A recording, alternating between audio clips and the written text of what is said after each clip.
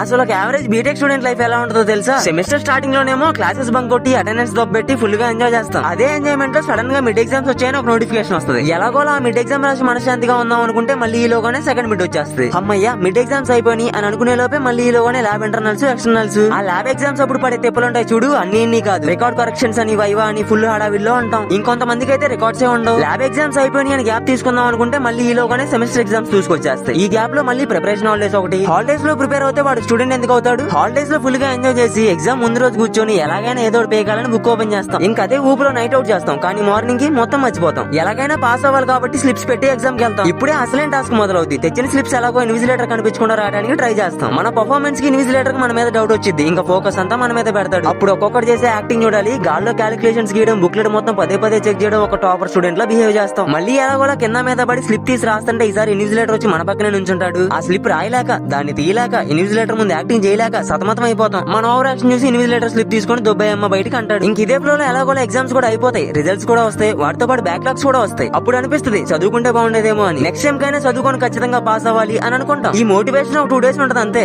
మళ్ళీ same starting లో class బంకులు, attendance కోసం తెప్పలు రిపీట్. వీళ్ళంతా టైప్ 1 టైప్ 2 కూడా ఉన్నారు. నీట్ గా చదువుకొని పాస్ అవుతారు. ఇంతకీ మీరే కేటగిరీ 1 or 2 కామెంట్ చేయండి. అలాగే మన బీటెక్ ఫ్రెండ్స్ అందరికి రీల్ షేర్ చేయండి. వెళ్లే ముందు మన బీటెక్ ఫ్రెండ్స్ మిగతా ఫ్రెండ్స్ సబ్స్క్రైబ్ అండ్ ఫాలో చేయడం మాత్రం మర్చిపోతే. వెళ్ళొస్తా.